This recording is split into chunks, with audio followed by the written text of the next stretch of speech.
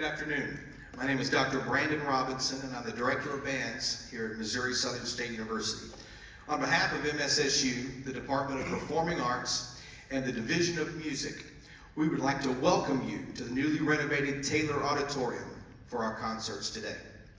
Today's concerts are made possible by the support of Dr. David Charlo, Performing Arts Department Chair, Dr. Marcy Archer, Dean of the College of Arts and Sciences, Dr. Lisa Toms, Provost and Vice President of Academic Affairs, and Dr. Dean Van Galen, President of Missouri Southern.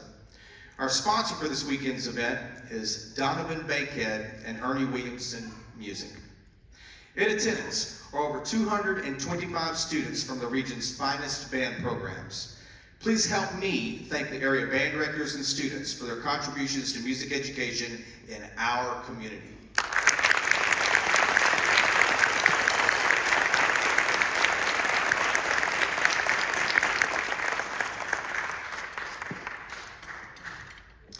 Stephen T. Cox is the Director of Bands at the Advanced Learning Academy, Fox Tech, and Cass Tech schools in San Antonio, Texas as of the fall of 2022. For the previous decade, he served as the Director of Bands at Eastland High School in Eastland, Texas. A graduate of Howard Payne University, Mr. Cox has been featured in the School Band and Orchestra magazine's 50 Directors Who Make a Difference and is the winner of the 2022 Grammy Music Educator Award.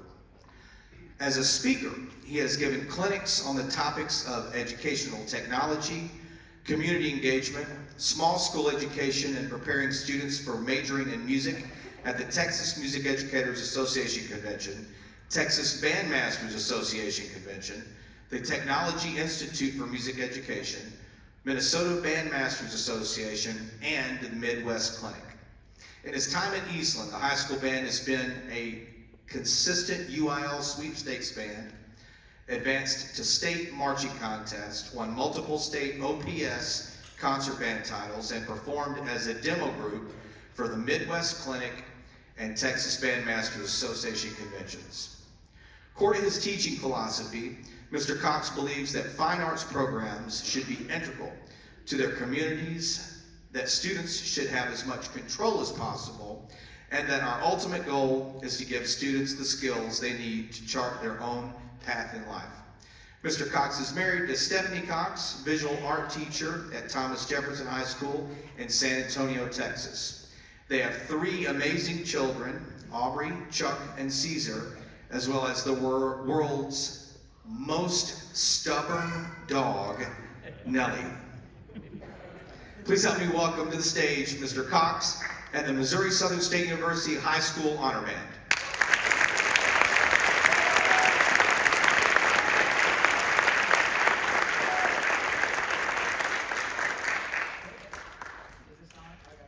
There's a switch. Fancy. You didn't tell me there was a switch on the microphone. That's probably why you switched it off. How are you guys doing this evening? That's good. I love these kids. They're really good. In fact, they're so good. I asked them if they wanted to play the first song without a conductor so I could go out and listen to them because I heard they were really good. And so we're going to start off tonight with the Big Circus March. I'm going to start them and then walk away and just see what happens. All right.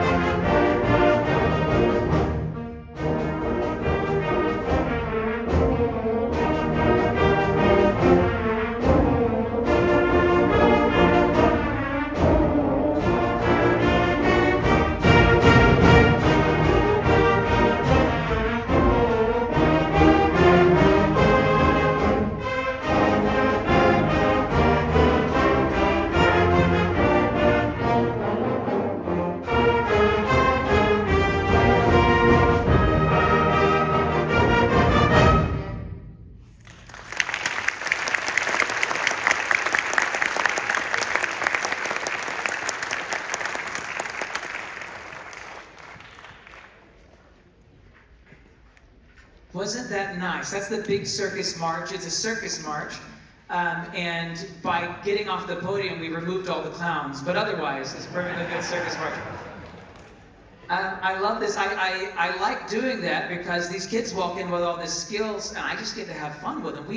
They haven't even been together for 24 hours. They're going to play some really cool music for you guys tonight. And I did that. I don't want to put myself out of a job. I'm pretty sure conductors are useful for something, but wasn't that cool? Okay, so it's really important that students study really high-quality literature, and they learn a lot about dynamics and all of these different things. And so I wanted to find a piece that had outrageously incredible educational value that was part of the lexicon of really great music. So we're going to perform a piece for you now that it gives the students an opportunity to do these incredibly vibrant dynamic changes. You will hear them play at full volumes, and towards the end you'll hear them get quieter and quieter and quieter until it's the quietest band that you've ever heard. And so anyway, this is a beautiful piece of music. It is entitled Mana Mana from the Muppets.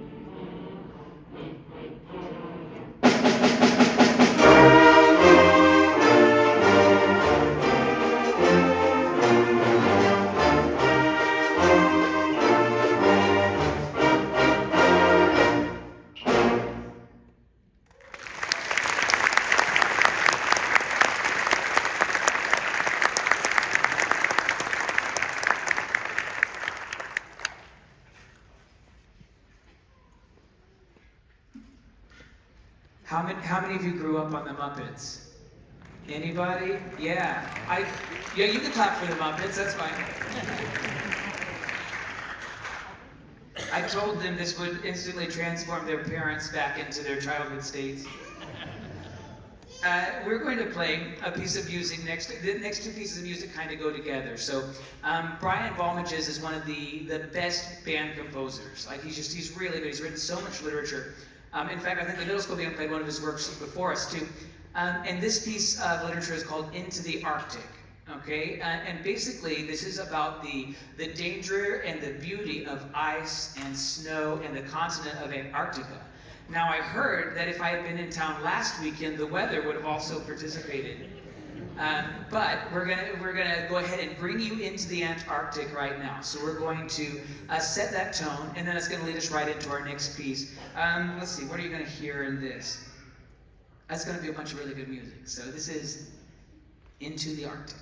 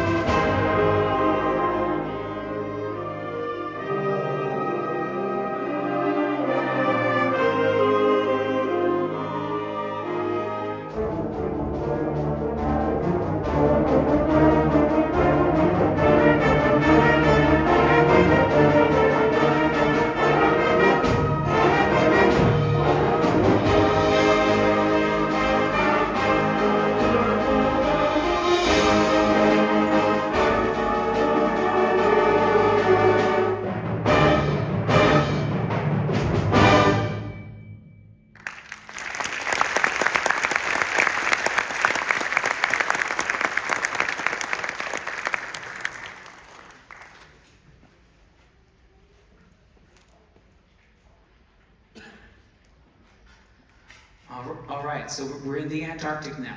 Everybody there? You good? Isn't that cool? Oh, I love that piece so much. Okay, so now that we're in the Antarctic, we're going to do a cross-curricular history lesson. Woo! Oh. Okay. So I don't know how many of you are familiar with the ship, the Carpathia, but this next piece is called the Carpathia. Now the Carpathia is the ship that rescued the Titanic survivors, all right?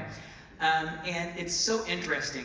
First of all, a lot of people today don't really realize how big the Titanic was, okay? The Titanic was absolutely massive. Fun fact, the Titanic was so incredibly big that when James Cameron made the movie in the 1990s, you had to rent it on 2 VHSs.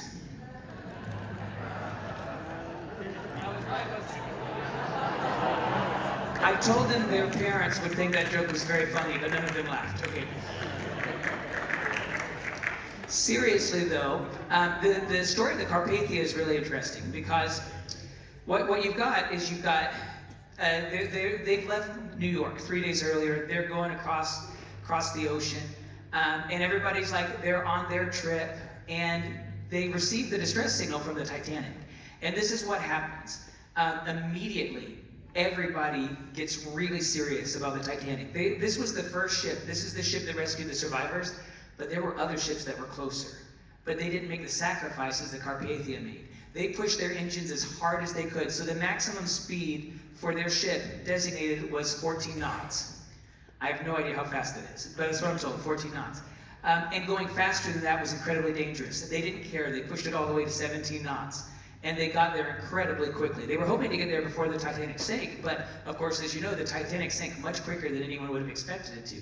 And they're the ones that rescued the survivors. And that's where the movie ends in most ways, you know, other than like throwing the ruby into the ocean. But what you got to think about is basically you have all these people that are traumatized, that have lost all of their family members, that are injured, sick, cold, all these things. And they weren't just back in New York. They actually had to travel back 3 days with all of those survivors. And so not only was the captain a hero, but all of the people on the Carpathia actually sacrificed their clothing, their living quarters, their food rations, and everything to get all of these survivors back to New York. And so anyway, it's a beautiful story. And so what you're going to hear is you're going to hear the beginning, this kind of mysterious music. This is representing the distress call. And then you're going to hear the Carpathia start taking off, going as fast as it can. You're going to hear this hissing and stomping of the boiler getting ready to explode from being pushed too far. And you're going to have them all the way to this triumphant rescue of the Titanic and then the voyage back home. This is Carpathia by William Owens.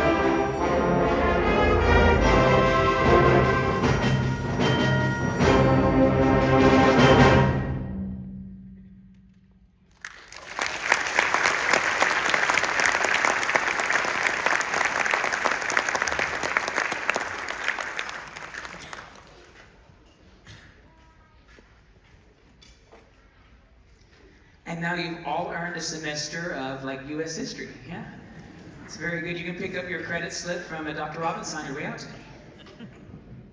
We will be charging you $1,200 each. All right, so we're gonna do one more piece for you. Hey guys, I have a philosophy. This is what I believe.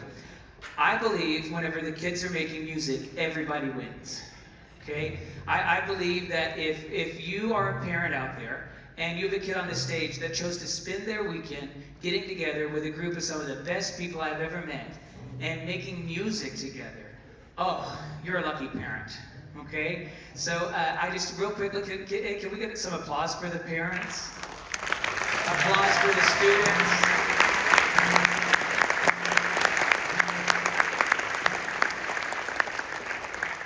This is my first visit to Missouri. I haven't been out here before.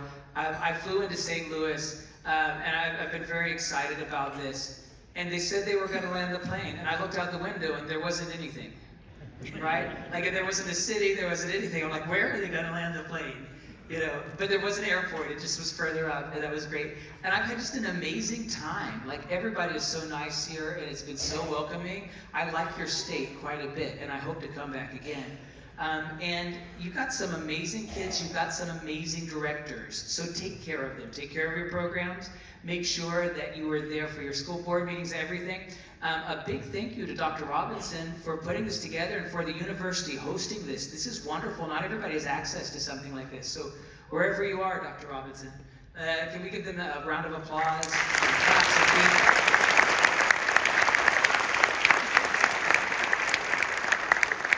All right, we are going to play one more piece for you. And real quick, we have, where is Zach at the percussion person? Where'd you go? Oh, right there, right over here. Hey, can you guys, Zach has helped us with percussion all this weekend to get this room ready. Can you give him a hand?